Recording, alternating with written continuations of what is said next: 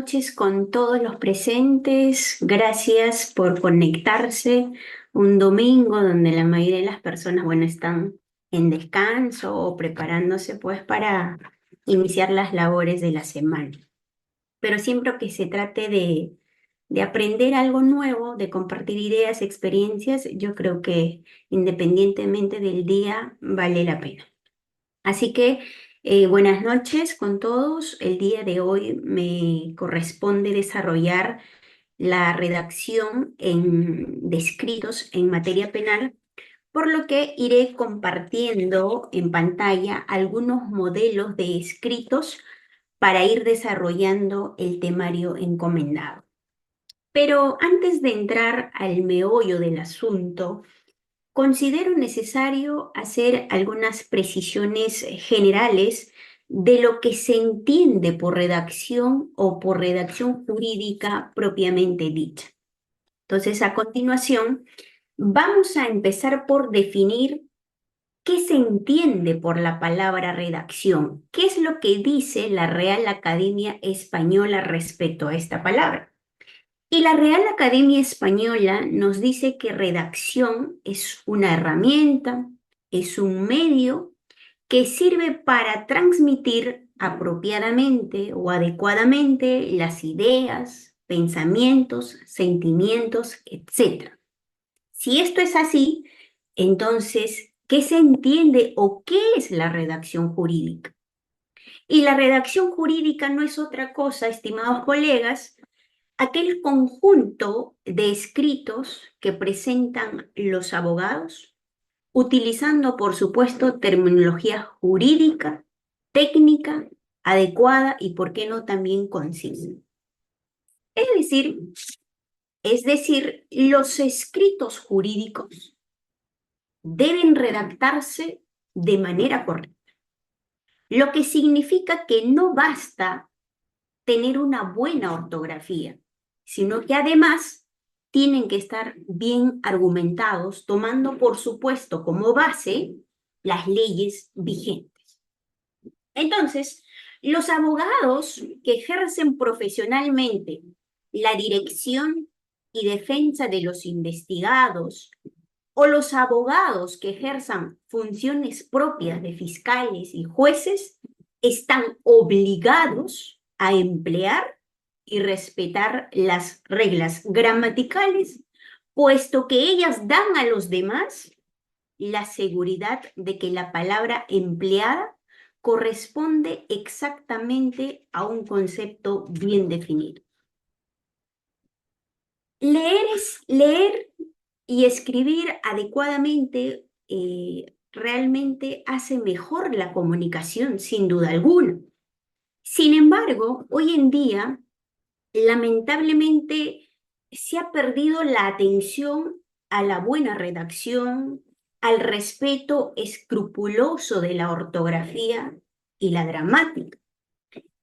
Estoy segura, estimados colegas, que en algún momento ustedes se han topado con disposiciones fiscales, con resoluciones judiciales, quizás con informes policiales y también con escritos presentados por los abogados defensores.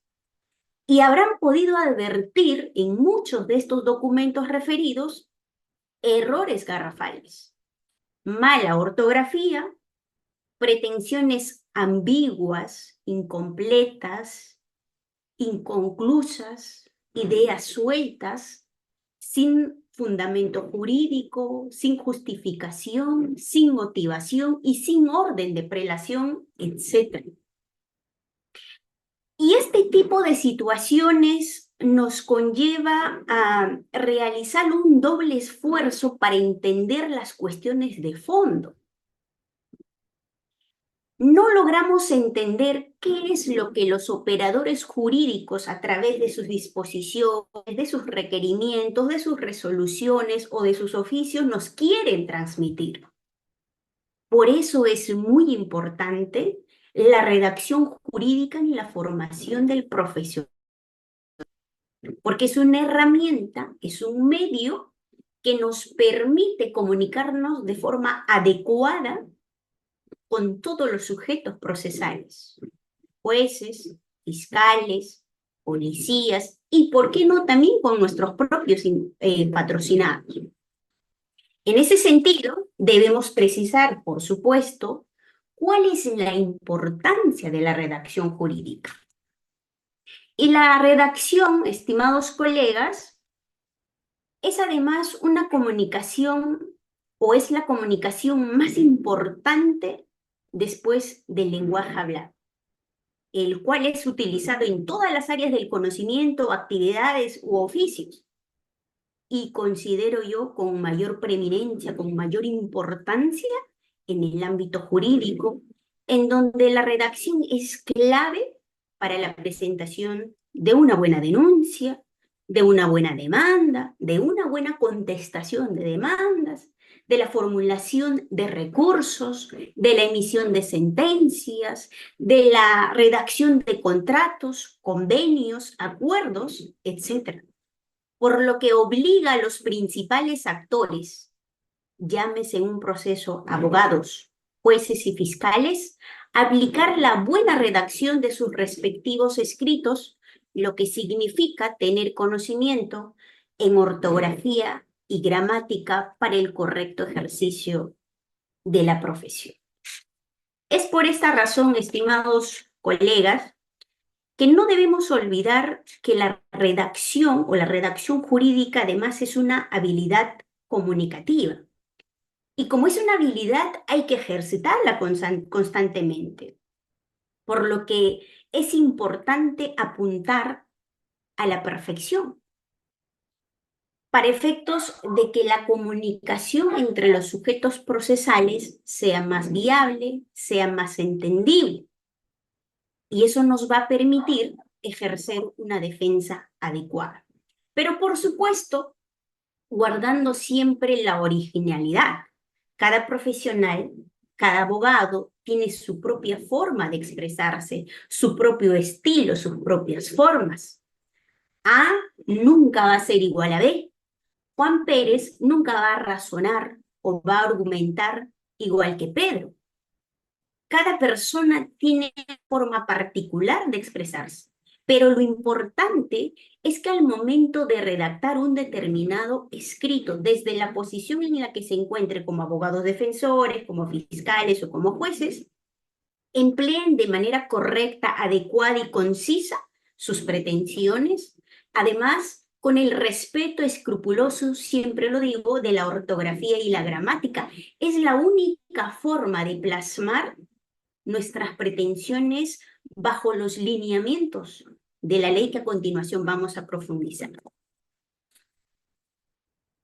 Nos corresponde desarrollar hoy día cuáles son las pautas o de qué manera se tiene que realizar una redacción o una denuncia. Denuncia penal, dicen otros, ¿no? Ya sabemos que la denuncia o la palabra denuncia siempre está enmarcado al ámbito penal.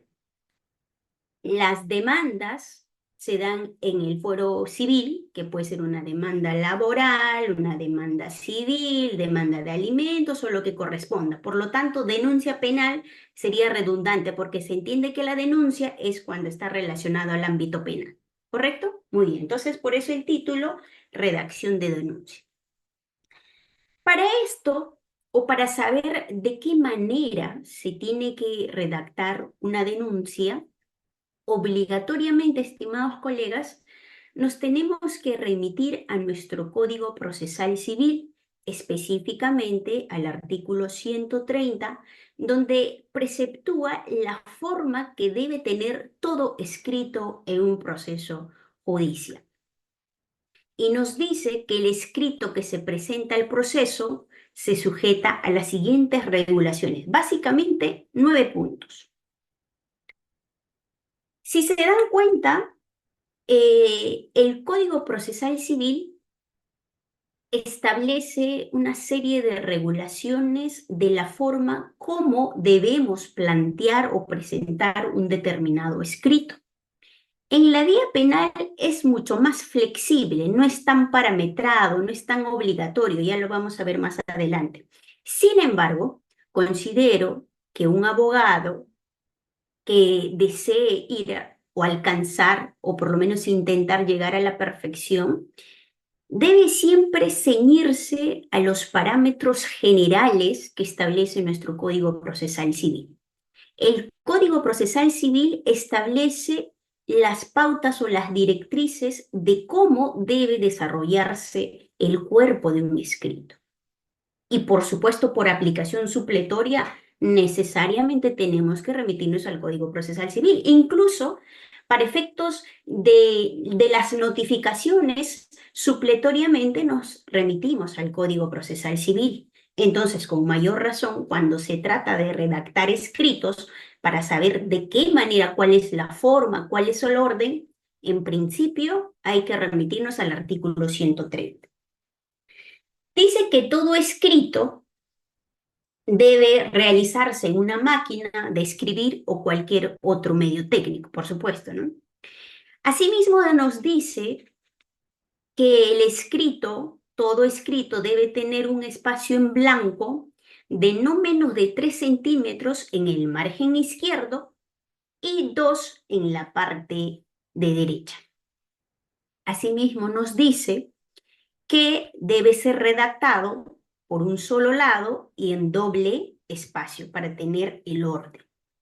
Asimismo, también nos dice que cada interesado enumerará correlativamente sus escritos.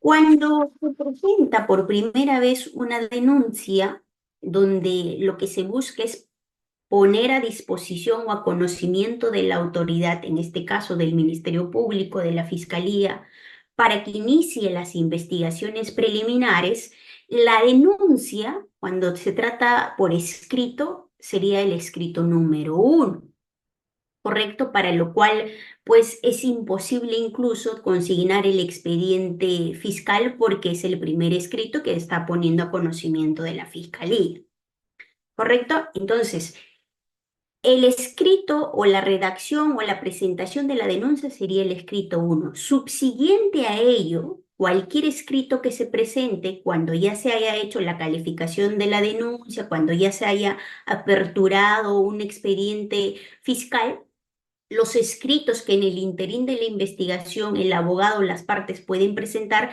tiene que tener un orden cronológico y además numerativo. Entonces, escrito 1, escrito 2, escrito 3 y así sucesivamente.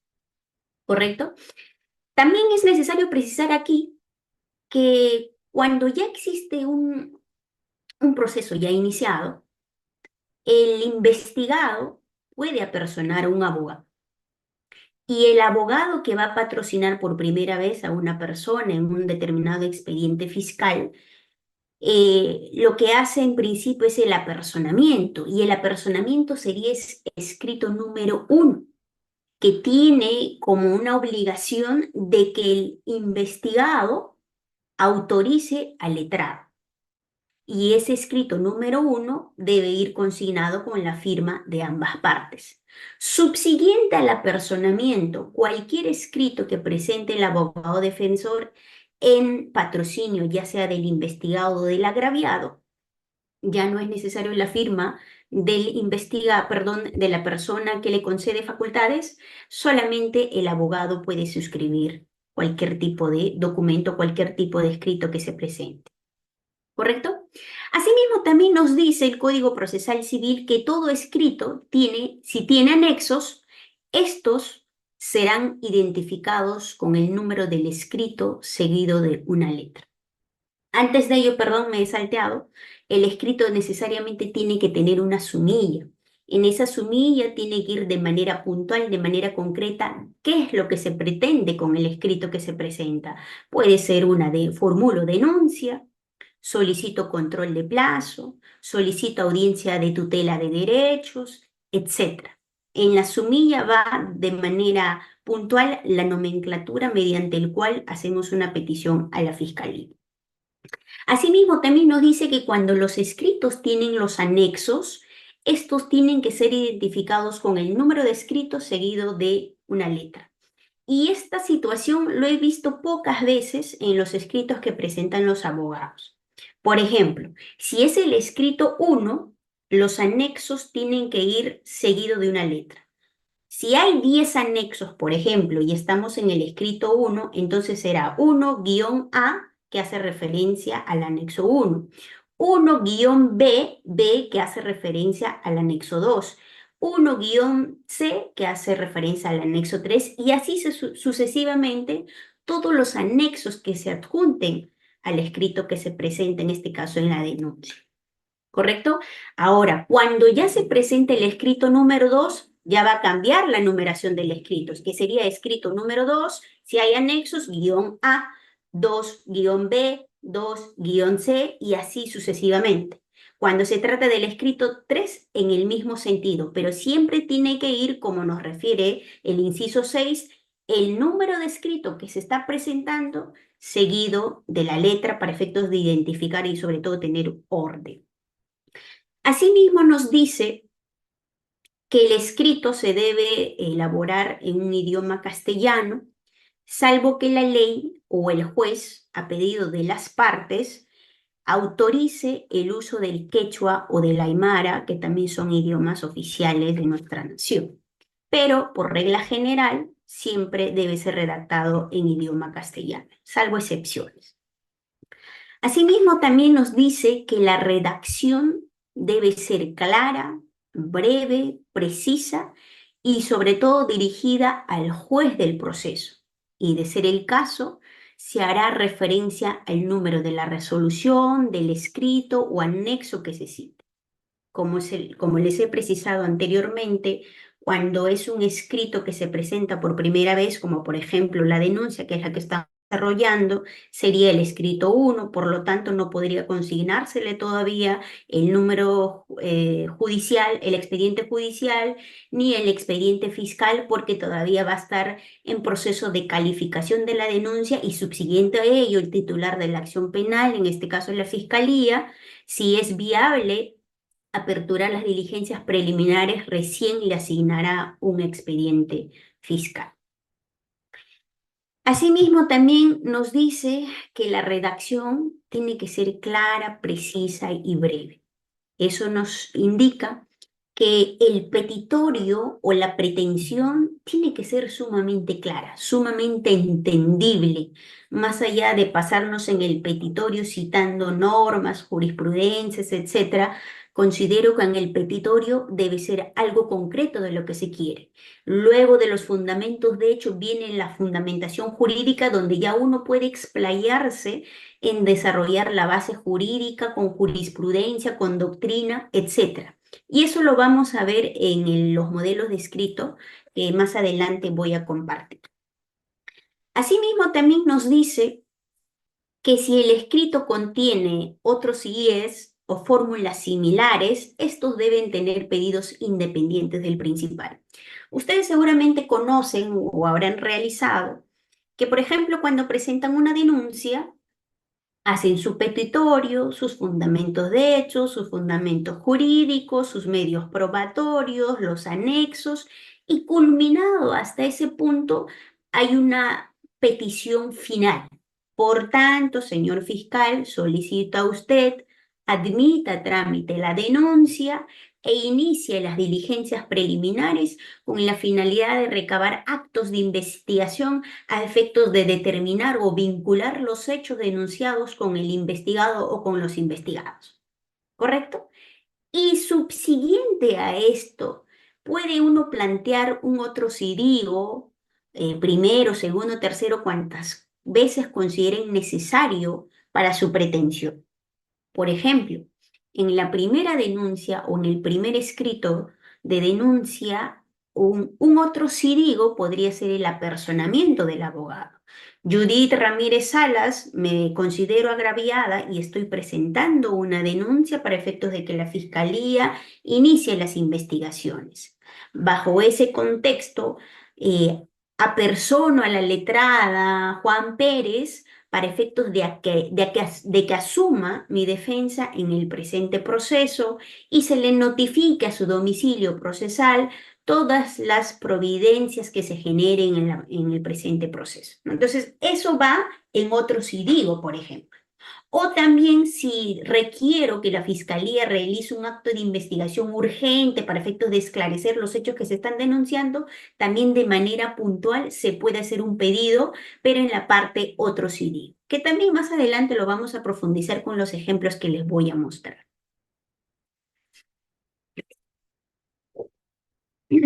Asimismo, el artículo 131 del Código Procesal Civil establece que los escritos serán firmados debajo de la fecha por la parte, el tercero legitimado o el abogado que lo presenta.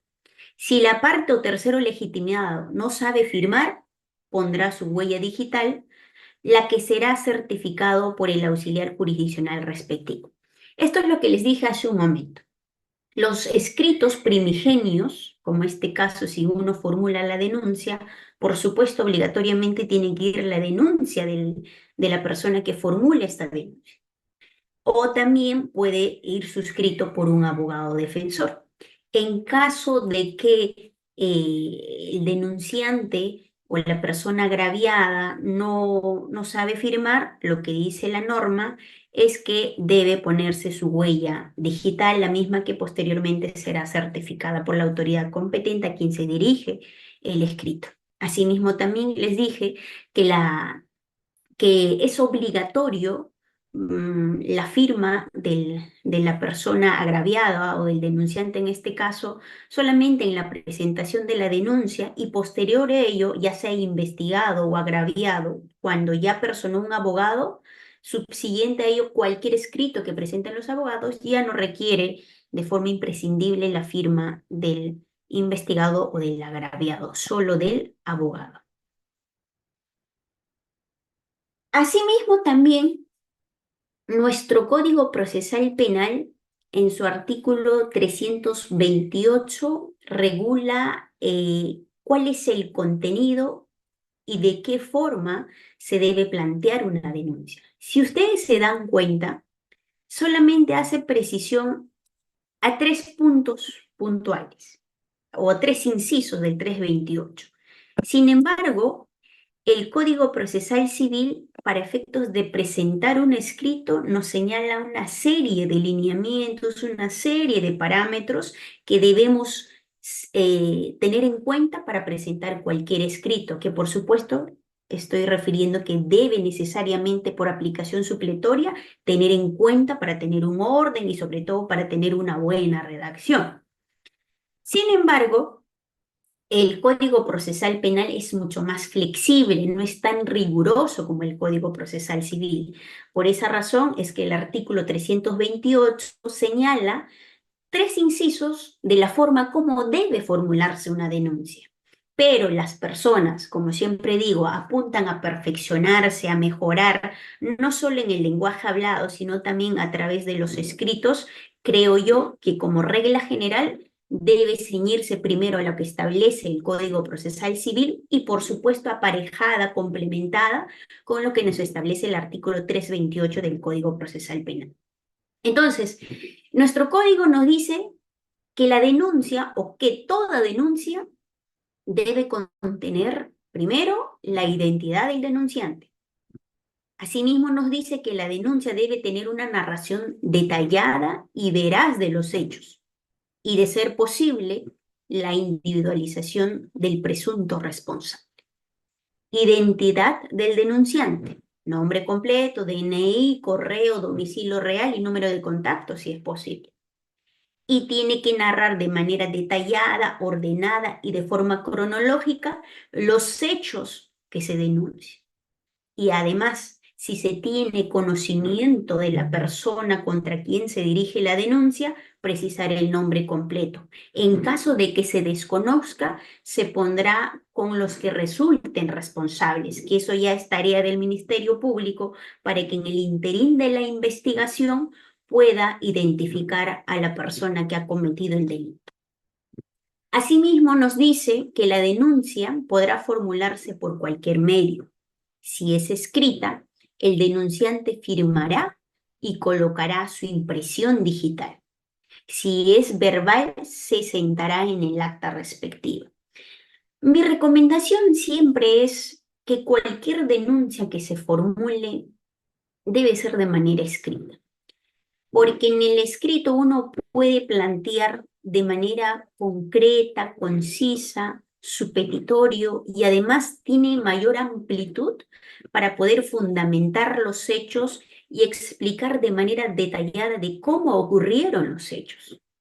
Asimismo, en la fundamentación jurídica no es obligatorio ser tan erudito, tan concreto, pero lo importante son los hechos. Ya el tema de la calificación jurídica en el interín de la investigación incluso puede variar, puede cambiar, la ley lo permite, pero los hechos son muy importantes, ¿no? Entonces, cuando se trata de denuncia verbal, que también es permitido, lo que se hace es, se acude al Ministerio Público, a la Fiscalía y se empieza a narrar y el fiscal lo que hace es redactar lo que dice la denunciante, pero de manera somera, de manera general. Entonces, a veces ese tipo de situaciones no termina en un buen puerto.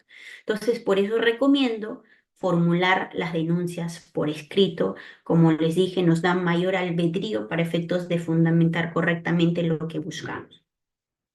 Asimismo, nos dice en ambos casos, es decir, en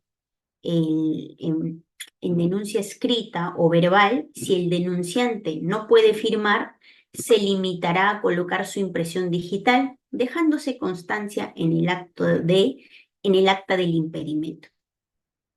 Por supuesto, aquí también reitera el Código Procesal Penal que toda denuncia, ya sea verbal o escrita, tiene que consignarse la firma, ¿no? Para efectos de identificar quién lo presenta.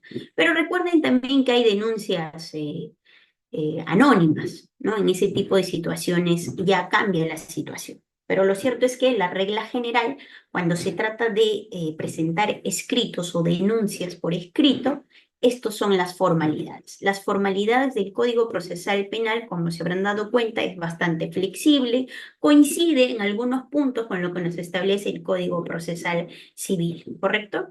Entonces, a continuación, voy a compartir un modelo de escrito de denuncia para efectos de ver las partes o de qué manera debemos formular una denuncia que sea sumamente entendible por las partes intervinientes. A ver, permítame compartir.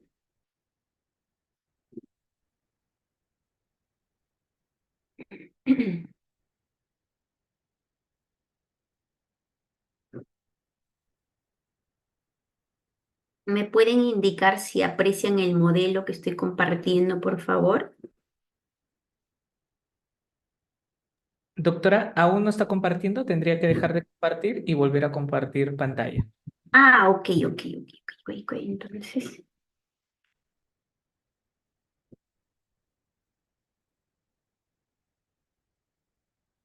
ahora,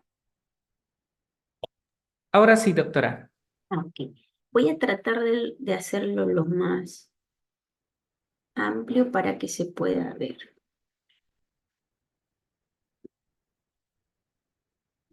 A ver, como les dije, estimados colegas, cada profesional tiene sus propias formas, tiene su propio estilo, pero lo importante es que la redacción sea entendible y sobre todo se siga la estructura de los lineamientos generales que nos precisa el Código Procesal Civil y por supuesto también complementado con nuestro Código Procesal Penal.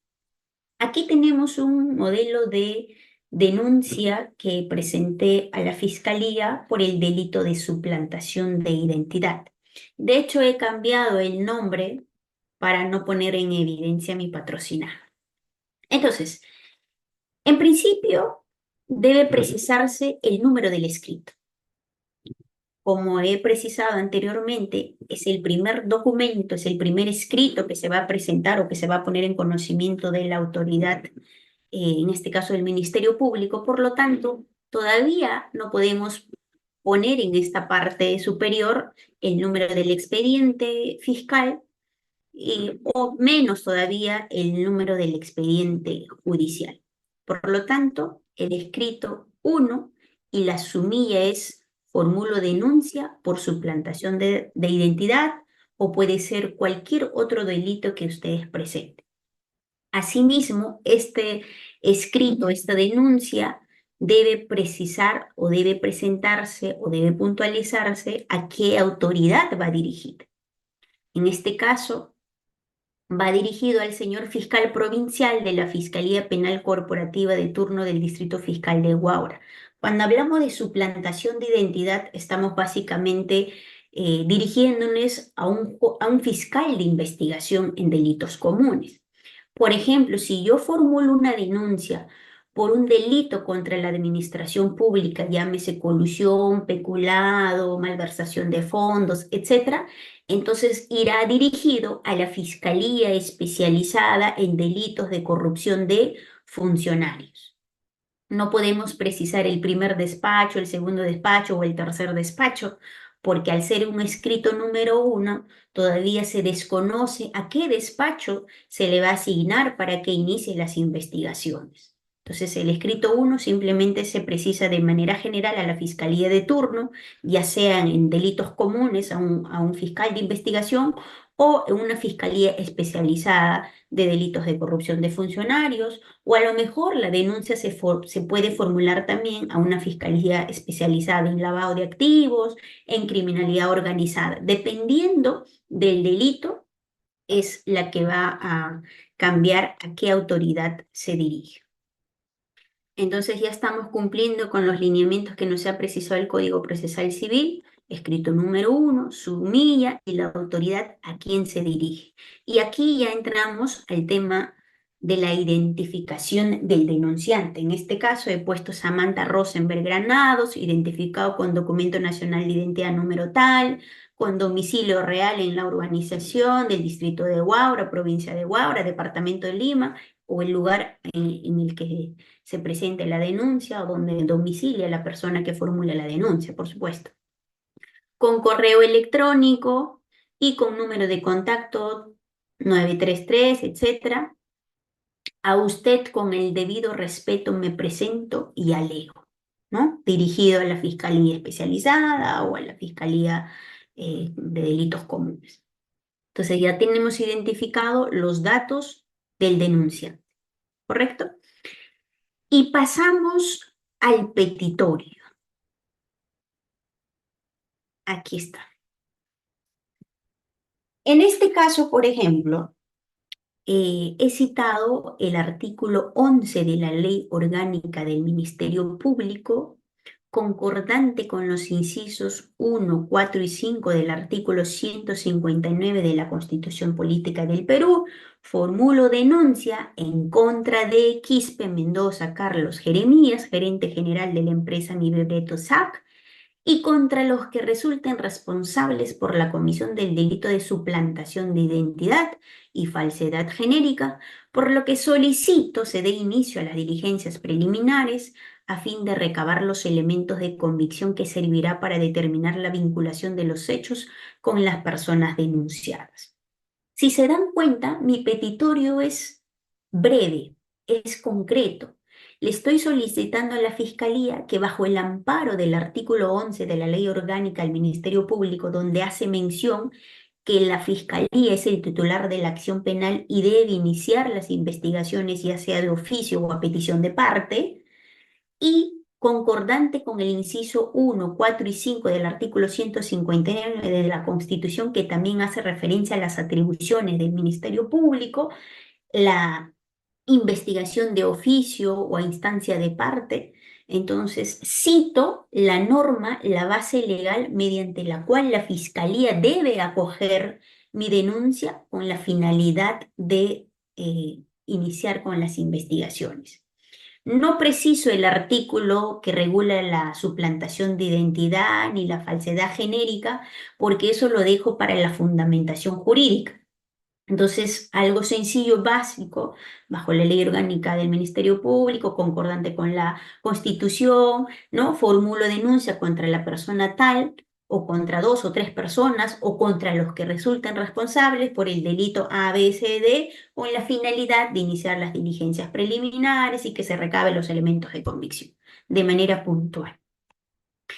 Asimismo, también en caso de que conozcan la dirección domiciliaria del denunciado o de los denunciados, para efectos de la celeridad y economía procesal por parte del Ministerio Público, también pueden precisar en su escrito, solo en caso de que conozcan la dirección de estas personas. En este caso, por ejemplo, si se sabía la dirección de la empresa o del representante de la empresa contra el cual habíamos dirigido la denuncia.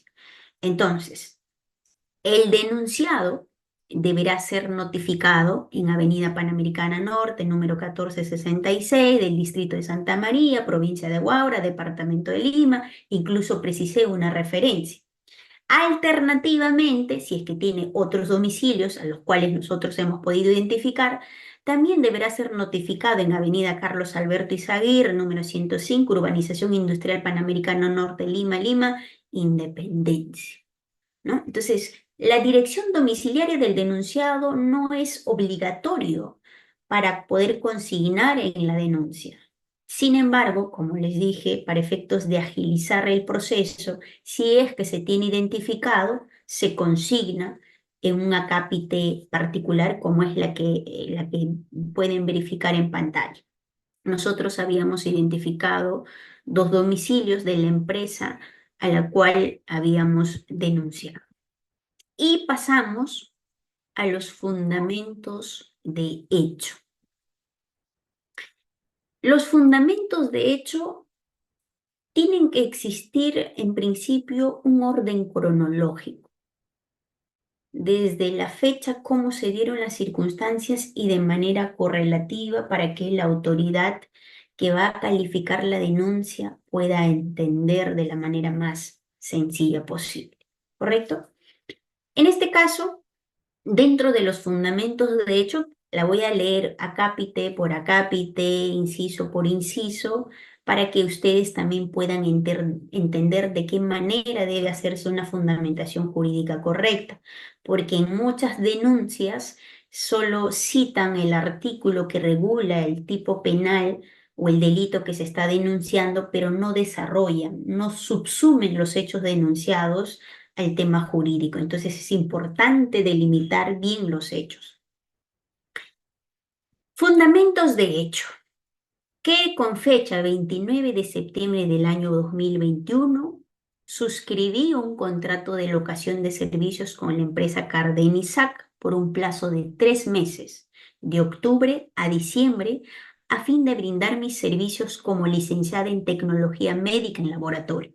En este caso, mi patrocinada era una licenciada en tecnología de un laboratorio y tenía un vínculo laboral con la empresa Carden Isaac. Ella era la examinadora toxicológica para todas las personas que querían sacar licencias de conducir, tienen que pasar un examen toxicológico. Entonces, ella era la persona de otorgar ese certificado. ¿Correcto?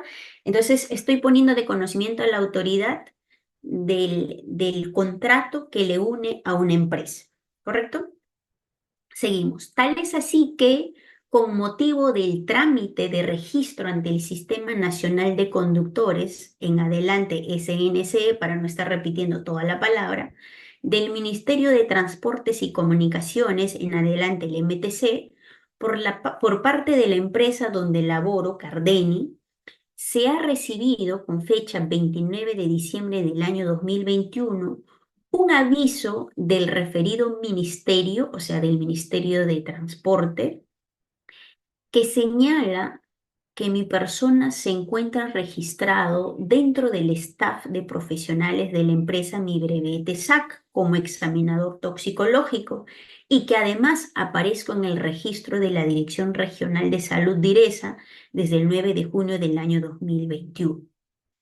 Es decir, conforme al sistema del MTC, mi persona figura como una trabajadora de una empresa para la que nunca trabajé, razón por el cual la empresa con la que sí tengo un vínculo laboral, que es Carden Isaac, no puede registrarme en el Sistema Nacional de Conductores del Ministerio de Transportes y Comunicaciones, generando con ello un perjuicio en mi contra.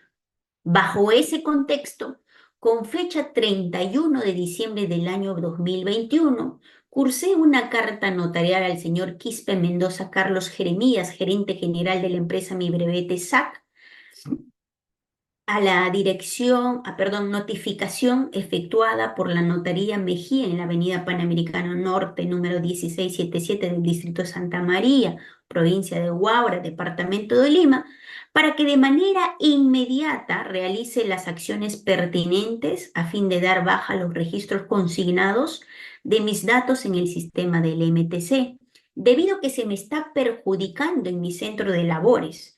Asimismo, solicité que se me informe respecto al uso de mi sello y firma en los trámites de las licencias de conducir. Y ya voy explicando de manera cronológica lo que se hizo antes de acudir a la fiscalía. Al no tener respuesta, al no tener ninguna respuesta a la misiva, o sea, a la carta notarial, se cursó otra carta notarial con fecha 4 de enero del año 2022, dirigido al señor Quispe Mendoza Carlos Jeremías, gerente general de la empresa Mi Brevete SAC, en esta ocasión efectuada por la Notaría Cabrera Saldívar en Avenida Carlos Alberto Izaguirre, número 108, Urbanización Industrial Panamericana Norte, Lima, Independencia, para que de manera inmediata realice las acciones pertinentes a fin de dar baja a los registros consignados con mis datos en el sistema del MTC, debido a que se me está perjudicando en mi centro de labores. Asimismo, solicité que se me informe respecto al uso de mi sello y firma, toda vez que hace suponer la realización para la expedición de trámites de licencias de conducir. Pese a la solicitud notarial, perdón, pese a la solicitud notarial, el denunciado Quispe Mendoza Carlos Jeremías, gerente general de la empresa Mi Brevete SAC, no ha emitido ningún pronunciamiento y mucho menos ha cumplido con suprimir mis datos del Sistema Nacional de Conductores del MTC. Asimismo, con fecha 3 de enero del año 2022, si se dan cuenta, señalo de manera cronológica las fechas, mediante el portal de acceso a la información pública solicité a la Dirección Regional de Transportes y Comunicaciones del Gobierno Regional de Lima información sobre la lista y o plana de médicos acreditados por la empresa Mi Brevete SAC y 10 informes médicos expedidos por dicha empresa entre los meses de junio a diciembre del año 2021 a fin de constatar si aparece mi sello o firma. Por otro lado, con la misma fecha, el 3 de enero del año 2022, solicité al director regional de Transportes y Comunicaciones del Gobierno Regional de Lima la exclusión o supresión de mis datos personales del Sistema Nacional de Conductores, en la que me encuentro registrada como personal médico de la empresa Mi Brevete SAC, entidad habilitada para expedir certificados de salud para postulantes a licencias de conducir en adelante EXAL, toda vez que nunca he tenido ningún vínculo laboral con la mencionada empresa y al figurar como parte de su staff de trabajadores de la empresa denunciada, perjudica mi situación laboral con la empresa para la cual trabajo y que la misma no puede registrarme en el sistema del MTC. ¿Qué es lo que había ocurrido? Que mi patrocinada ya se encontraba registrada en el sistema del MTC como evaluadora toxicológica por la empresa Mi Brevete SAC, pese a que no existía ningún vínculo laboral. Entonces, para la empresa Cardeni, con el cual sí tenía un vínculo laboral, quería registrarlo para como su staff de trabajadores y ya no podía, porque ya estaba registrado en otra empresa. Por esa razón es que nosotros alegábamos que había una suplantación de identidad de una empresa para la cual no existía ningún vínculo laboral. Así las cosas, el Gobierno Regional de Lima, mediante oficio 150-2022, de fecha 24 de enero del año 2022, declaró procedente mi solicitud de baja del staff de médico de la empresa Mi Brevete SAC. En esa misma línea, si se dan cuenta el orden, solicité a la Superintendencia Nacional de Fiscalización Laboral, en adelante SUNAFIL, información para que se me precise cuántos trabajadores en el periodo desde junio a diciembre del año 2021 se encuentran registrados en el sistema de registro de planillas electrónicas de la empresa Mi Brevete SAC con número de RUC tal, a fin de verificar si mi nombre se encuentra registrada en la misma. En respuesta a lo requerido, SUNAFIL, mediante memorándum 2 del año 2022, SUNAFIL de fecha 7 de enero de 2022, me respondió precisando que no es posible remitir datos personales de los trabajadores y o locadores de la empresa Mi Brevete SAC. Solo se limitó a precisar la cantidad de trabajadores y o locadores de dicha empresa según la revisión del sistema de planilla electrónica PLAN. Esto es, la referida empresa, dice, tiene registrado un trabajador en la quinta categoría y 7 trabajadores en la cuarta categoría. Bajo ese contexto, seguimos con las fechas y el orden cronológico. Con fecha 10 de enero del año 2022, no estando de acuerdo con la negativa de información que emite SUNAFIL, reiteré la solicitud de acceso a la información pública, precisando que no requiero los datos personales de los trabajadores. Solicito se especifique quiénes o cuántos son los trabajadores en el periodo de junio a diciembre del año 2021, acreditados en el sistema del plan de la empresa Mi Brevete SAC, y sobre todo que se precise si mi persona se encuentra registrada en el plan. Frente a ello, SUNAFIL, mediante memorándum 10-2022 de fecha 14 de enero del año 2022, volvió a reiterar que no es posible emitir dicha información. Sin embargo, precisa que de la revisión del sistema de planilla electrónica no me encuentro registrado como trabajadora y o locadora. Del expuesto, entiéndase, señor fiscal, que en el presente caso el denunciante Quispe Mendoza Carlos Jeremías, gerente general de la empresa Mi Brevete Seguros SAC, ha suplantado mi identidad y me ha registrado en el MTC como si fuera su trabajador, con lo cual me ha generado un perjuicio, toda vez que no puedo registrarme en el mismo sistema, o sea, en el MTC, como personal médico de la empresa para la cual trabajo, circunstancia que constituye un peligro inminente de que en cualquier momento mi empleador pueda rescindir mi contrato.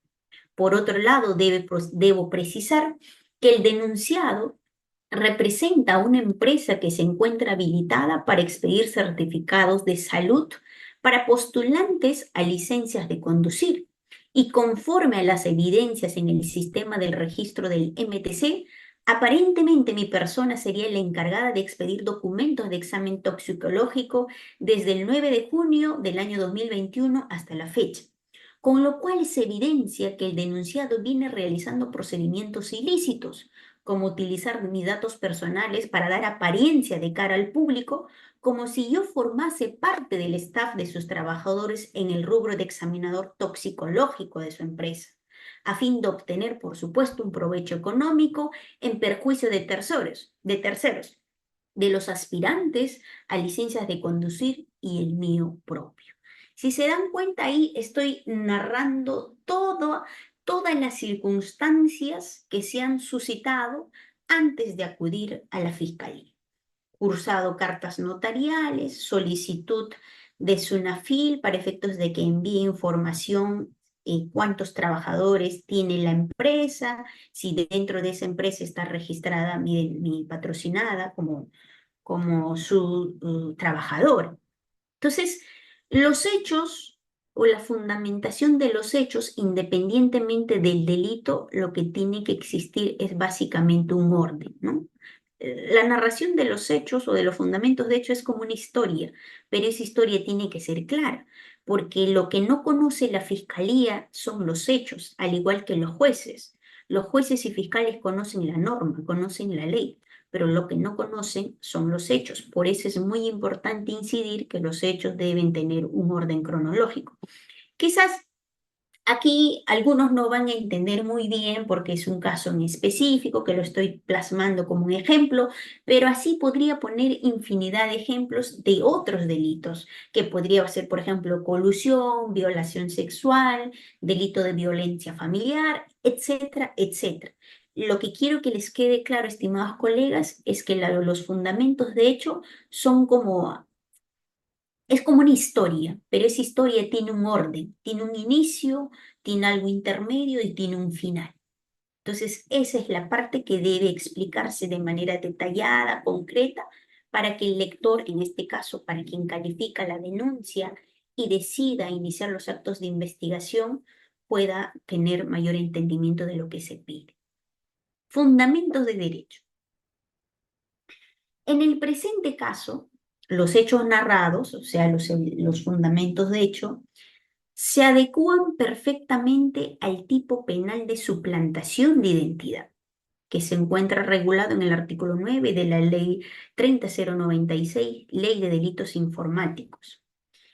En la fundamentación jurídica no solo cito de manera general el artículo que regula un determinado delito, hago la precisión del artículo y de la ley, es más, es recomendable, ¿no?, hacer la descripción de lo que dice este artículo o esta regulación para luego subsumir los hechos, a ver si los hechos que estoy denunciando se subsumen, se encuadran respecto al tipo penal que estoy invocando.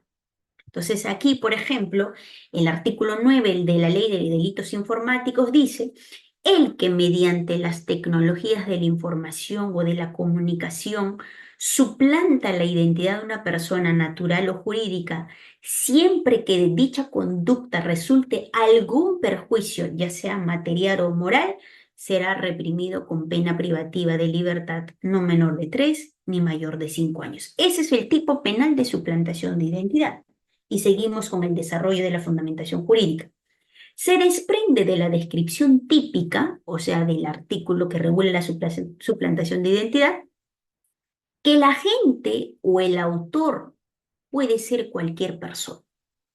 En este caso, el autor del delito es Quispe Mendoza Carlos Jeremías, gerente general de la empresa Mi Brevete Seguros A. Y los agraviados en este delito pueden ser personas naturales o jurídicas, siendo el caso la agraviada, la suscrita, una persona natural. Seguimos. Por otro lado, para la consumación de este delito, el tipo penal exige como un elemento constitutivo que exista un perjuicio material o moral. Y en el presente caso, en mi calidad de agraviada, he sufrido un daño material y moral. Si se dan cuenta, guiarme de la tipificación. Agente puede ser cualquier persona en delitos comunes. Pero, por ejemplo, delitos de corrupción de funcionarios se requiere un agente especial. No cualquiera puede cometer delitos de corrupción de funcionarios, ¿no? Entonces son delitos especiales. Por esa razón es importante desarrollar, subsumir los hechos al tipo penal. Suplantación de identidad, si yo leo la descripción de la regulación, me doy cuenta que el autor o el agente puede ser cualquier persona, porque no te pide una condición especial. Pero si fuera lo contrario, en delitos de corrupción de funcionarios, dice, aquel funcionario o servidor público que se concierta con un interesado. Entonces, para la consumación o para la configuración del delito de colusión te pide una condición especial, que sea un funcionario o un servidor público que además por el ejercicio de sus funciones interviene en un proceso de contratación. Pero hay delitos, como este caso de suplantación de identidad, que el autor puede ser cualquier persona, ¿no? Entonces, pero uno va desarrollando en la fundamentación jurídica. Asimismo, para la consumación de este delito, sigo, el tipo penal exige como un elemento constitutivo que existe un perjuicio material y moral. Y en el presente caso, siempre lo subsumo al hecho que estoy denunciando. En mi calidad de agraviada, he sufrido un daño material y moral. Dentro del daño material se encuentra el lucro cesante, el valor económico que no entró y que no entrará en mi patrimonio, toda vez que Conforme a las tratativas con mi empleador, iba a asumir el cargo de jefa del staff de examinadores toxicológicos de la empresa Cardenisac y al no poder registrarme en el Sistema Nacional de Conductores del MTC como examinadora toxicológico, se me ha recortado la posibilidad de percibir mayores ingresos salariales. Lo que acá le estoy explicando a la fiscalía es que he, eh, he sufrido un daño material toda vez que no voy a poder percibir mejores compensaciones económicas por cuanto esta empresa no me puede registrar en el sistema del MTC. Y como no me puede registrar en el MTC, pues no le sirvo a la empresa. Entonces existían tratativas de que iba a asumir la jefatura de los examinadores toxicológicos y al asumir la jefatura iba a recibir una remuneración mayor, pero al no poder registrarse se ve afectado económicamente porque la empresa lógicamente no le... Entonces por eso invoco que ha existido un daño material. Seguimos. Asimismo, existe un daño emergente. Toda vez que me ha generado un gasto económico contratar los servicios de una notaría en la jurisdicción de Huacho y Lima, así como los honorarios de una asesoría jurídica y los servicios de un profesional de psicología. Por otro lado, de acuerdo a la doctrina nacional, el daño moral se configura con la lesión o el dolor de afectación que sufre la víctima, es decir, la afectación de los sentimientos que sufren los perjudicados. Y en este caso, siempre lo llevo al caso, lo subsumo a los hechos. Actualmente me veo en la obligación de llevar un tratamiento psicológico, toda vez que al enterarme de la suplantación de mi identidad, ansiedad y depresión, dado que nunca me he visto envuelta en este tipo de actos que perjudiquen mi imagen y que ponen en peligro inminente mi permanencia laboral con la empresa para el cual trabajo. Ya estamos precisando el perjuicio porque es un elemento constitutivo para que se configure el delito que estoy denunciando. Como es de verse, se cumplen los elementos de la parte objetiva del tipo penal de suplantación de identidad. En cuanto al elemento de la parte subjetiva del tipo penal, tenemos el dolo, que implica el conocimiento y voluntad de la realización del tipo objetivo, el cual se verifica al comprobar que el autor sabía que no tenía ningún vínculo laboral con su empresa Brevete SAC. Pese a tal conocimiento, me registró en el Sistema Nacional de Conductores del MTC como si formase parte de su staff de trabajadores como examinador toxicológico, con lo cual queda evidenciado el accionar ilícito desplegado por el denunciado. Aquí estoy explicando que existe el dolo, el elemento subjetivo del tipo penal, conocimiento y voluntad. Este representante legal de la empresa tenía pleno conocimiento que mi patrocinada no era parte de su staff de trabajadores. Pese a esta circunstancia, lo registró ante el MTC como si fuera una trabajadora suya, con una finalidad de quizás ahorrarse del pago para contratar a un profesional y de esa manera sacar un beneficio al otorgar certificados a los interesados en obtener licencias de conducir de manera ilícita, utilizando el sello y firma de mi patrocina. Así las cosas, la suplantación de la identidad consiste en principio la apropiación de datos personales por medios convencionales o informáticos y su posterior utilización de manera indebida. Circunstancia que se cumple en el presente caso, toda vez que el denunciado Quispe Mendoza Carlos Jeremías, gerente general de la empresa Mi Brevete SAC, se apropió de mis datos personales y me registró como examinador toxicológico en el MTC para luego utilizar mis datos en la expedición de certificados médicos para los aspirantes a licencias de conducir. Ya terminé de fundamentar que los hechos denunciados se subsumen al tipo penal de suplantación de identidad. Ya desarrollé la parte objetiva del delito invocado e incluso la parte subjetiva.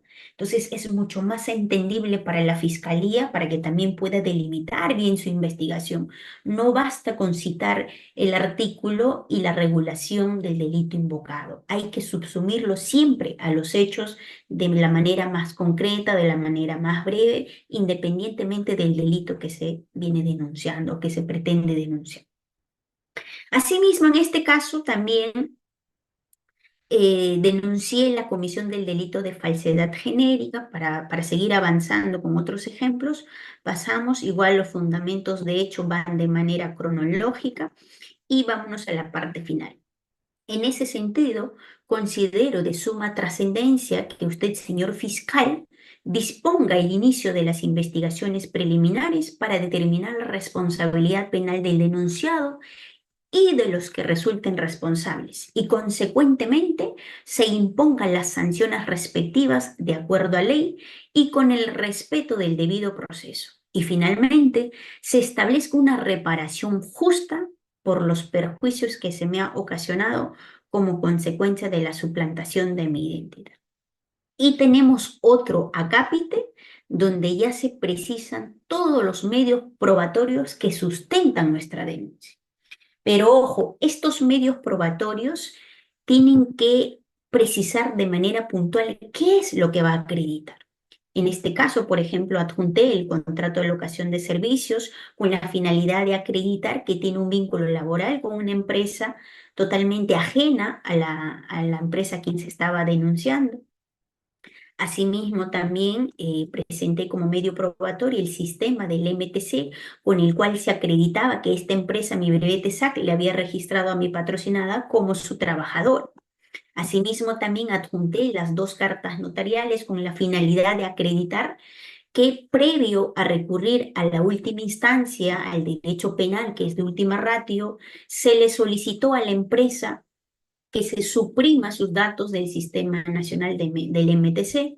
Pese a esta solicitud y al existir el caso omiso, es que se acude incluso al gobierno regional, también a SUNAFIL, etcétera. Entonces voy precisando todos los medios probatorios y qué es lo que acredita cada una de ellas. Asimismo, en este caso también se adjuntó como medio probatorio el informe psicológico.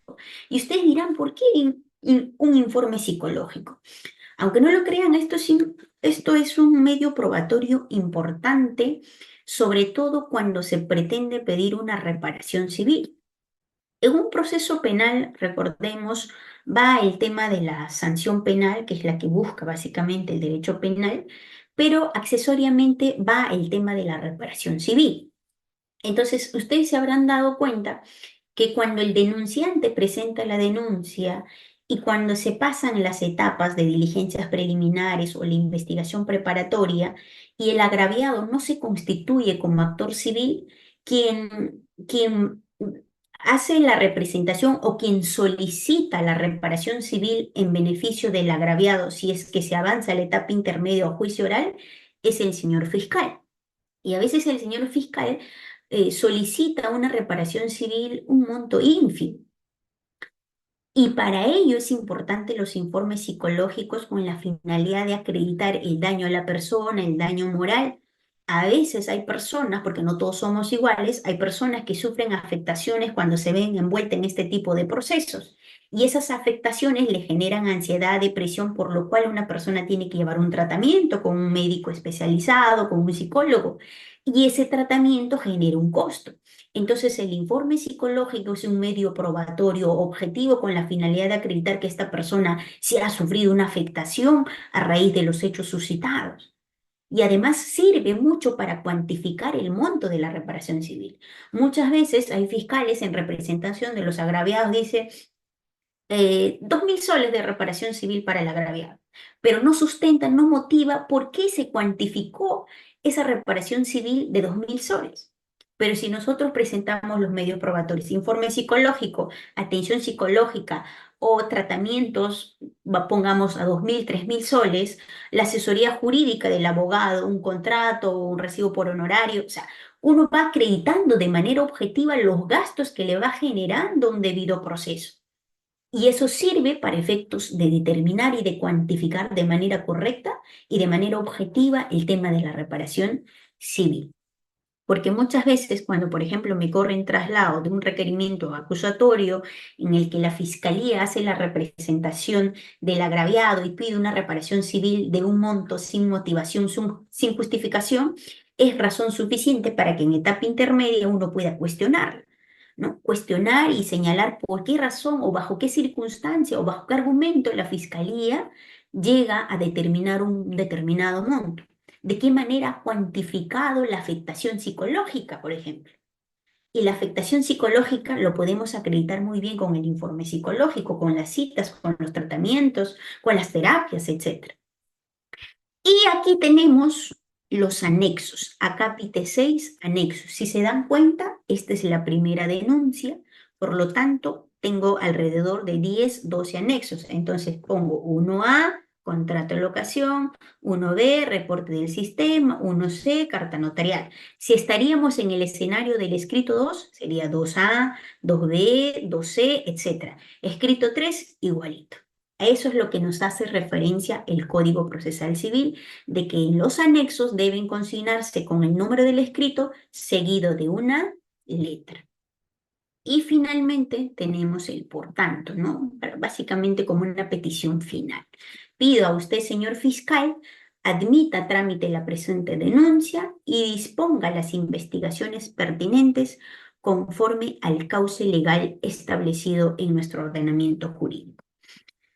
Y aquí también he consignado los otros IDIGO que también regulan nuestro Código Procesal Civil, que son como peticiones independientes o alternativas, podríamos llamarlo. En este caso, por ejemplo, solicité que se sirva oficial a la Dirección Regional de Transporte para que remita la documentación original o en copia de los informes médicos que había expedido la empresa en el periodo de junio a diciembre del año 2021, a fin de constatar si aparece su sello o firma en dichos documentos con los apercibimientos de ley en caso de incumplimiento. En el mismo sentido, en otro sí digo, segundo, y finalmente en el otro sí digo, tercero, precisé que estaba apersonando también, en este caso mi patrocinada, me estaba apersonando como su abogada defensora bajo los alcances del artículo 95 de nuestro Código Procesal Penal que regula los derechos del agraviado. Si fuera otro escenario, si estaríamos frente a un investigado, recuerden que el artículo es la 71 que regula los derechos del investigado, ¿no? Y acá precisamos el domicilio procesal, la casilla electrónica, el correo, el número de teléfono de la abogada que posteriormente se va a hacer cargo de la investigación. Y así ustedes pueden consignar cualquier otro código que consideren pertinente. Pero esta, eh, este es el cuerpo o el formato de denuncia siguiendo las pautas o los lineamientos tanto del Código Procesal Civil e incluso del Código Procesal Penal. ¿Ya? Los márgenes, estos escritos tienen los márgenes que no se ha precisado, el interlineado y además la, la correlación cronológica de los hechos, la invocación de la fundamentación jurídica subsumida a los hechos denunciados, y acá incluso ustedes pueden precisar jurisprudencia si lo consideren pertinente para darle mayor sustento a su denuncia e incluso hasta doctrina, como consideren pertinente, y los medios probatorios con la precisión exacta de qué es lo que se pretende acreditar con cada medio probatorio que se adjunta, y los anexos seguidos del número y letra, como también precisa nuestro Código Procesal Civil, y su pretensión final y la pretensión final. Y por supuesto, a esta denuncia ya se anexa conforme al orden todos los medios probatorios que sean precisados. Entonces, estimados colegas, más o menos esto sería el modelo de una denuncia. Esto es el cuerpo, por así decirlo. De hecho, va a variar mucho el tipo de delito que se presenta, ¿no? El tipo de delito que se pretende denunciar. A ver, voy a dejar de compartir para continuar con los otros temas.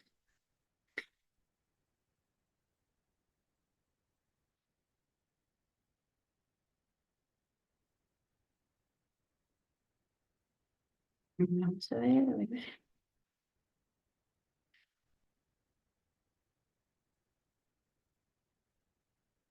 ¿Pueden ver las diapositivas? Por favor, me indican.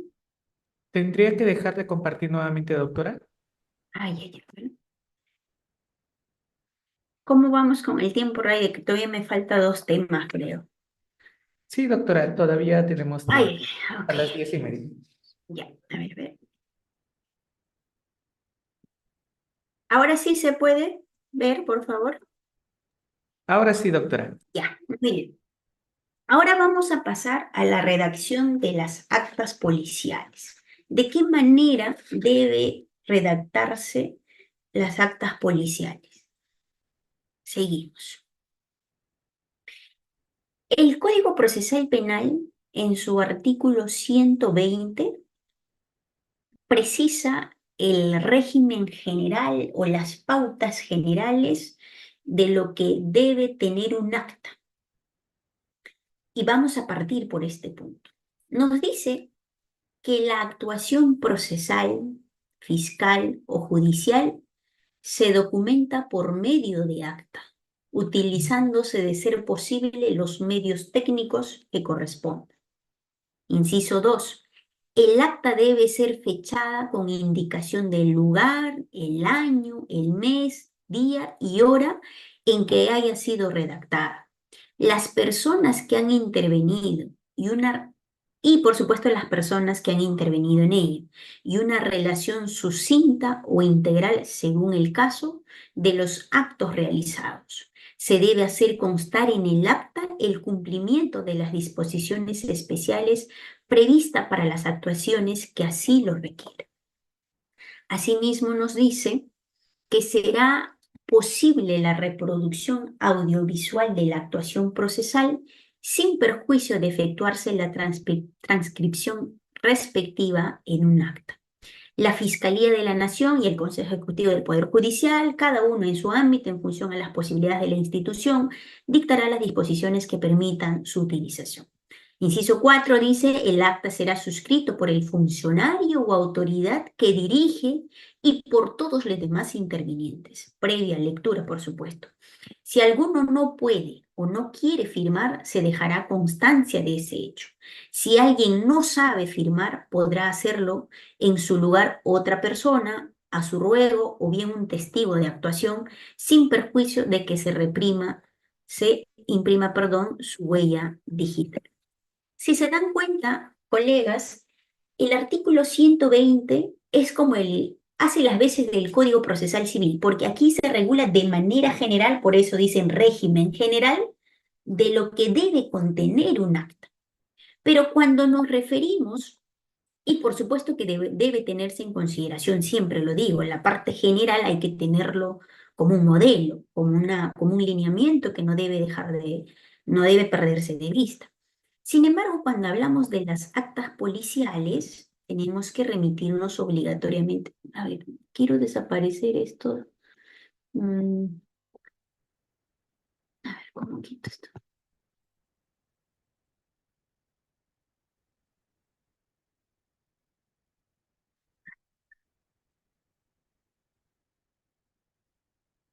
Está muy bien.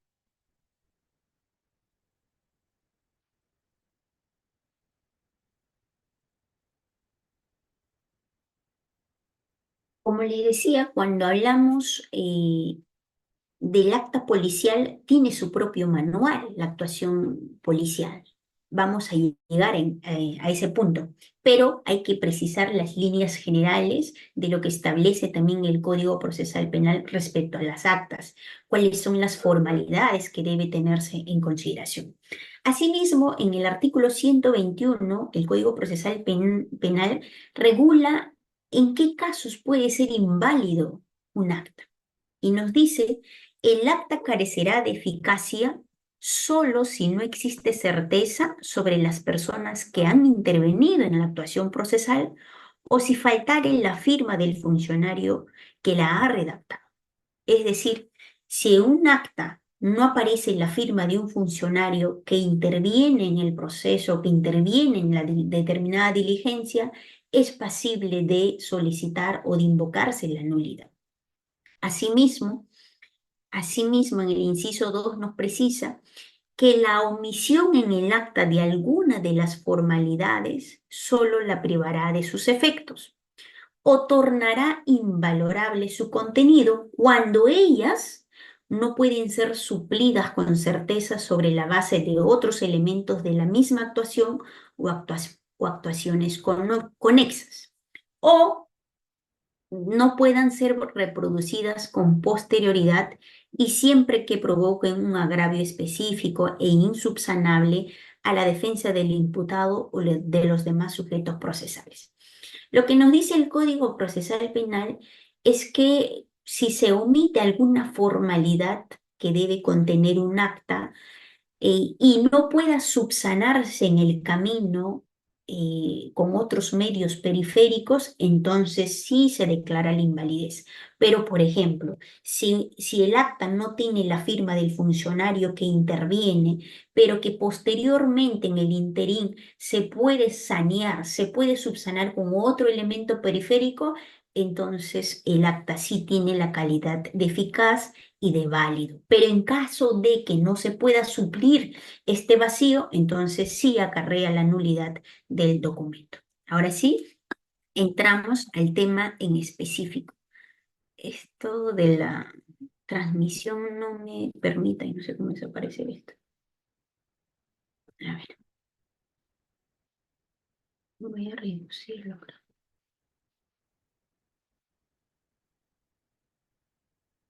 Bueno, soy malísima con la tecnología. Tenemos, por ejemplo, cuando hablamos de las actas policiales o del acta de intervención policial en específico, obligatoriamente nos tenemos que remitir al manual de documentación policial que ha sido aprobada mediante la resolución ministerial número 776/2016 DIRGEN/EMG el 27 de julio del año 2016. En este manual nos precisa que un acta policial es la descripción detallada de una actuación o hecho relacionado con la función policial, cuya finalidad es dejar constancia de lo acontecido. Ahí ustedes pueden apreciar el manual de documentación policial y la resolución mediante el cual se aprueba y que a la fecha es la vigente, por lo que las intervenciones o las actas de intervención policial tienen que ceñirse, tienen que regirse bajo la dirección de este documento. Es así que en este manual se establece, un momento, ¿cómo desaparezco esto que no me permite desarrollar bien el tema?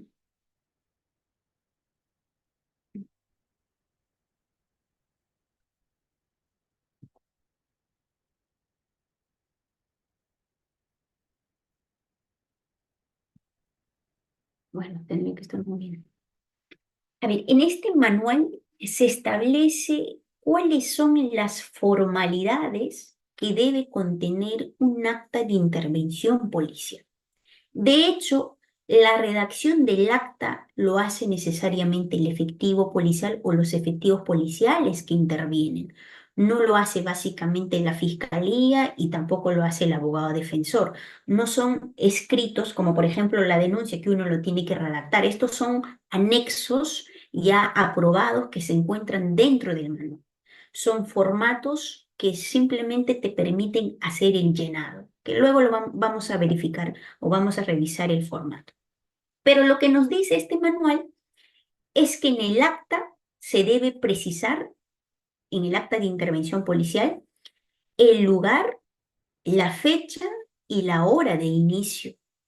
También se tiene que precisar la identificación de los funcionarios y generales de ley de los participantes según corresponda. Asimismo nos dice que se tiene que detallar la forma y la circunstancia del hecho. Se concluye indicando la hora y fecha del término de la diligencia, firmando e imprimiendo el índice de derecho de los participantes. Los funcionarios suscribirán con su firma y post-firma. Asimismo nos dice, de ser el caso, se consignará la fecha y hora y medio de comunicación al Ministerio Público, precisándose el nombre del fiscal que recibe la comunicación. Recuerden que estas actas de intervenciones policiales tienen que ser de inmediato conocimiento al fiscal de turno. Entonces, por eso nos dice que incluso de ser necesario se precisará la comunicación mediante el cual se traslada a la fiscalía y de ser posible el nombre del fiscal a cargo. Luego nos dice describir detalladamente las características de los objetos si hubiere. Asimismo, las actas no deben tener ninguna enmendadura y en caso de que alguna persona se negara a firmar, se hará constar en el documento. De ser posible, este acto será corroborado por testigos. Asimismo, nos dice este manual que pueden formularse según corresponda a manuscrito o impresión según las circunstancias en que se desarrolle la diligencia. Las actas deben ser formuladas in situ, es decir, en el lugar de los hechos. Todas las actas tendrán una numeración correlativa y denominación correspondiente. Estos son los requisitos, por así decirlo, que necesariamente deben consignarse en las actas de intervención policial. Si esto es así, cabe preguntarnos lo siguiente. ¿Puede redactarse el acta de intervención policial en lugar distinto de donde ocurrieron los hechos? Si estamos precisando que el acta debe realizarse in situ, se entiende en el lugar de los hechos. Entonces la pregunta es, ¿puede redactarse esta intervención policial en un lugar distinto?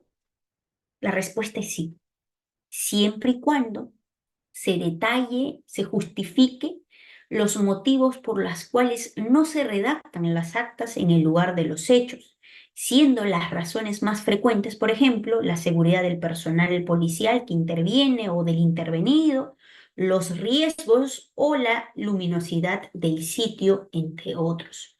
O sea, la regla general es que el acta de intervención se tiene que realizar in situ, en el lugar de los hechos. Esa es la regla. Pero toda regla tiene una excepción. Puede redactarse esta acta en otro lugar siempre y cuando se presenten circunstancias insalvables, como por ejemplo cuando esté en peligro la integridad del intervenido, de los efectivos policiales, o cuando en el lugar pues es imposible redactar un acta porque falta alumbrado, por ejemplo, o entre otras circunstancias. Pero tiene que tener una justificación, una motivación que nos permita sustentar y que no sea materia de cuestionamiento por qué razón se hace la redacción en otro lugar y no en el lugar in situ. Otra pregunta que surge y que cabe responder es lo siguiente. ¿Puede consignarse en el acta de intervención policial la declaración de los participantes del hecho? La respuesta es no.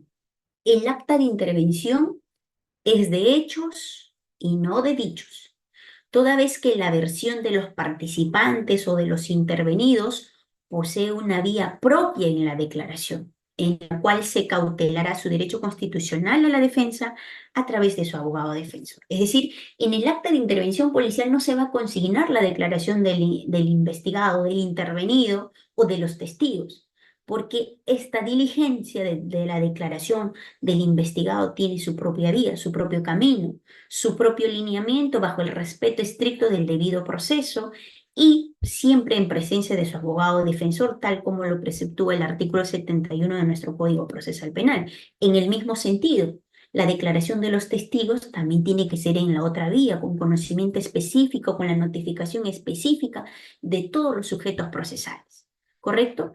En caso de incumplimiento de estas circunstancias, lo que va a acarrear es la nulidad. Seguimos. Este es el modelo del acta de intervención.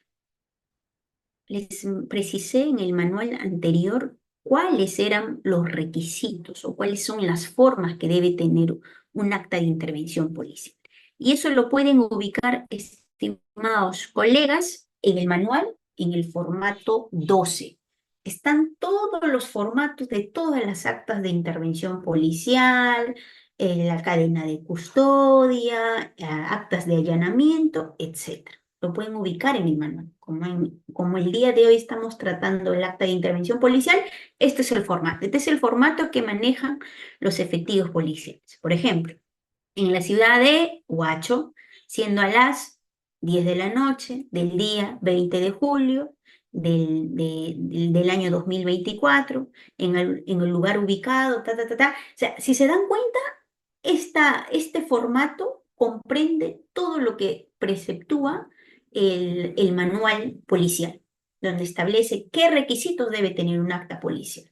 Y ante la falta de alguno de estos datos, puede ser pasible de cuestionamiento, puede ser pasible de solicitar su nulidad. Y finalmente, acá debe necesariamente llevar la firma del efectivo policial o de los efectivos policiales que intervienen o que participan en esta diligencia, y también la firma del intervenido. En caso de negativa, porque puede darse la situación que el intervenido no quiere declarar, entonces también tiene derecho a consignar la justificación por la cual se niega a suscribir o a estampar su firma. ¿Correcto? Entonces, en este caso, no es propiamente la redacción propia que hace un abogado. Lo que nosotros tenemos que verificar, custodiar o cautelar es que el acta de intervención tenga toda la nomenclatura, todos los datos que exige. Ante la falta de uno de ellos o en caso de que exista alguna enmendadura, podemos solicitar la nulidad de la misma. Ahora pasemos al recurso de apelación. Voy a dejar de compartir esto. Dios mío, no sé cómo estoy con la hora. A ver, un momento.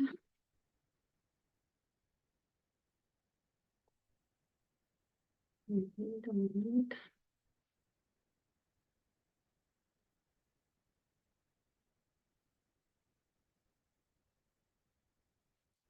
Un momento.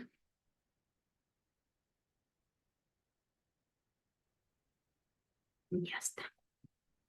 Llegamos al recurso de apelación. A ver, vamos a compartir.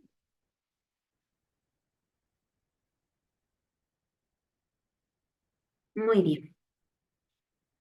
Antes de culminar, porque bueno, el tiempo a veces es corto, aquí tenemos un modelo de recurso ¿no? Recurso de apelación. Lógicamente, los recursos de apelaciones en el ámbito penal, ¿no? En la materia penal. Por eso es redacción de escritos penales. Vamos a poner de ejemplo que estamos apelando un auto de prisión preventiva, que es la más conocida, que es lo más común, creo, hoy en día. Cuando se hace una apelación de un auto de prisión preventiva, ya se tiene un expediente judicial, obligatoriamente. Se tiene el cuaderno cautelar donde se está tramitando la prisión preventiva. Se tiene ya conocimiento de la carpeta fiscal.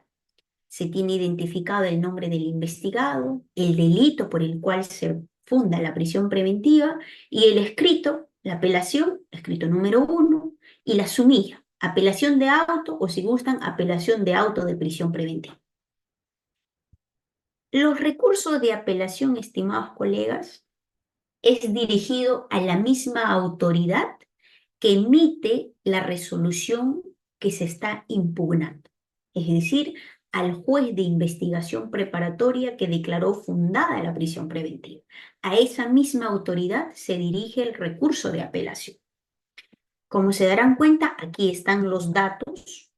En este caso, cuando se trata de apelación, quien lo realiza, se entiende, es el abogado defensor, por eso que se consigna el nombre del abogado con su debida identificación de la colegiatura, a la persona a quien se representa, la identificación de la persona a quien se representa y también el domicilio procesal, la casilla electrónica, el correo electrónico de la defensa para efectos de cualquier comunicación. Ahí ustedes pueden advertir los datos que se consiguen. El petitorio. El petitorio, estimados amigos, no se decanten en precisar el artículo tal que nos permite el recurso que nos permite recurrir, cuestionar las resoluciones. Dejemos todo eso, como les dije hace un momento, para la fundamentación jurídica. Por ejemplo, aquí interpongo recurso de apelación contra la resolución número 3, que puede ser 2 o 1 de fecha 21 de mayo del 2022, por lo que solicitamos que en su debida oportunidad la instancia superior, reexaminando la resolución, revoque la misma y reformándola declara infundado el requerimiento de prisión preventiva en atención a los siguientes fundamentos de hecho y derecho. Concreto, apelo la resolución número tal, solicito que en su debida oportunidad la instancia superior la revoque y reformándola declare infundado el requerimiento de prisión preventiva. Esa es mi pretensión puntual. Y para la petición debe tener en consideración los fundamentos de hecho, por supuesto, ¿no? Y se precisa también la legitimidad del impugnante. ¿Quién está legitimado para presentar un recurso de apelación? Lógicamente, quien se siente agraviado con la resolución que se ha emitido en su contra. La interposición y la fundamentación del presente recurso es legítima, toda vez que mi patrocinado ha resultado agraviado con la resolución emitida por vuestro despacho, a través de la cual se ordena declarar fundado el requerimiento de prisión preventiva, de ahí que sea imprescindible someter dicha decisión al control judicial de la Sala Penal de Apelaciones. De manera concreta, ¿por qué estamos legitimados? Sobre la admisibilidad del recurso. El presente recurso cuenta con todos los presupuestos de admisibilidad. Así, se está interponiendo dentro del plazo legalmente establecido, esto es 3 días, conforme lo estipule el artículo 414, numeral 1, literal C del Código Procesal Penal. Asimismo, se está presentando ante el mismo juzgado que ha emitido la resolución apelada. O sea, estoy precisando de manera concreta que mi recurso de apelación cumple con los requisitos de procedibilidad. 3 días para apelar los autos y además dirigido a la misma autoridad de la resolución que se cuestiona. Asimismo, se tiene que precisar el extremo cuestionado de la resolución recurrida.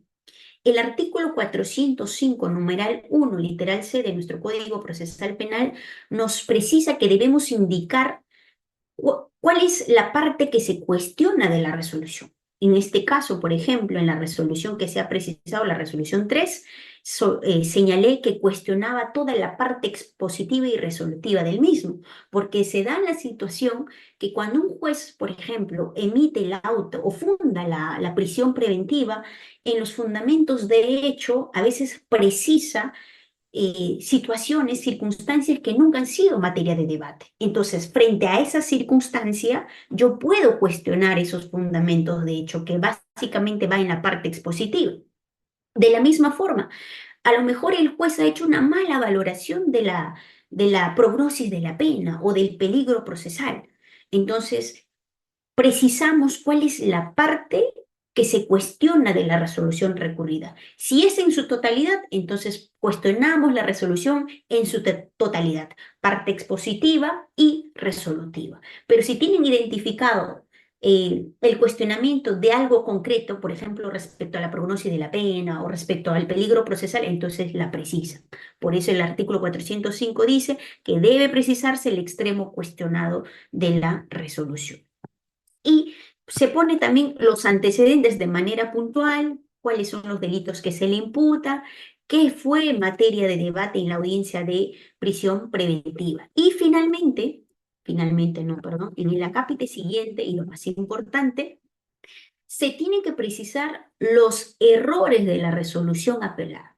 Se tiene que puntualizar cuáles son esos errores precisados por el ACU, por el juez de investigación preparatoria. Y esos errores que se precisen, pongamos 1, 2 o 3 errores a los que haya incurrido el juez que funda la prisión preventiva, luego tiene que ser fundamentada, motivada. ¿Por qué razón considero que lo que dice el juez es errado? Si yo digo que es errado, entonces tengo que fundamentar el por qué. Entonces, el orden es preciso todos los errores de la resolución que estoy apelando y luego paso a la fundamentación de los errores. Acá está. Indicación específica de los fundamentos de nuestro recurso de apelación. Y aquí ya uno va fundamentando por qué el juez de investigación preparatoria incurre en error al hacer una indebida valoración de los elementos de convicción A, B, C, D, por ejemplo. O también hay un error en la determinación de la prognosis de la pena, porque el juez solamente ha tenido en consideración los límites de la pena básica que establece el tipo penal, haciendo caso omiso a la jurisprudencia, donde establece que para efecto de determinar correctamente la prognosis de la pena, no solo hay que tener en consideración los límites que establece el tipo penal, sino que además debe tenerse en consideración la bonificación, ya sea por terminación anticipada, conclusión anticipada o cualquier otra circunstancia. Esa es la forma correcta de determinar la prognosis de la pena, circunstancia que la juez no ha realizado. Por lo tanto, es un error. Entonces uno va justificando por qué razón el juez ha incurrido en error y por qué razón la sala superior debe reexaminar la decisión y, de ser posible, revocarla y declarar infundada la prisión preventiva. De hecho, que eso es desde mi punto de vista o desde mi perspectiva como abogada defensora, pero puede darse también que la fiscalía presente un recurso de apelación, ¿no? Puede darse también esa figura. Y así vamos sustentando toda nuestra fundamentación de los errores que previamente hemos precisado, por supuesto, ¿no? Cada error invocado tenemos que justificarla. ¿Por qué es un error? ¿Y por qué razón el ADQEM o la sala superior debe reexaminar? Finalmente, precisamos la base normativa que sustenta la apelación. Por lo expuesto en el presente caso, el recurso a favor de mi patrocinado se sustenta en las siguientes disposiciones legales. Aquí solamente citamos de manera general porque ya lo hemos sustentado en la parte superior, se sobreentiende. Artículo 404 del Código Procesal Penal que se refiere a la facultad de recurrir. En el presente caso se cumple con esta exigencia, pues mi defendido y la defensa técnica tienen legitimidad para interponer el presente recurso de apelación. Artículo 405 del Código Procesal Penal, que se refiere a las formalidades del recurso, con lo cual se cumple acabadamente en el presente recurso. Artículo 414, inciso 1, literal C del Código Procesal Penal, que se refiere al plazo para la interposición del recurso, el cual es cumplido en el presente caso. Artículo 416, inciso 1, literal D del Código Procesal Penal, que se refiere a los autos que son apelables, entre los cuales se encuentra el auto de las medidas coercitivas. O sea, aquí estamos señalando ya que estamos cumpliendo con toda la base normativa. Y finalmente precisamos el agravio puntual que ocasiona la resolución recurrida. Por ejemplo, puede ser por una motivación aparente, por una motivación ambigua o escasa por parte de la judicatura, dependiendo de qué es lo que están cuestionando. En este caso, por ejemplo, cuestioné la motivación aparente del juez que fundó la prisión preventiva. Entonces, ante la motivación insuficiente de la resolución impugnada, consideramos que se ha afectado el derecho a una motivación razonada y justa que contraviene al debido proceso. Asimismo, contraviene al derecho a la presunción de inocencia de mi patrocinado. Y tenemos la pretensión concreta. Solicito a usted, señor juez, tener por fundamentado el recurso de apelación dentro del plazo legalmente otorgado, remitir el recurso y disponer la elevación del cuaderno respectivo a la sala penal de apelaciones correspondiente, a fin de que revoque la resolución emitida por vuestro despacho el 21 de mayo del presente año y reformándola se declare infundada la prisión preventiva y se le imponga la comparecencia con restricciones a mi patrocinado, o si quieren también comparecencia simple o con el pago de una caución económica. Eso sería, estimados colegas, todo por hoy.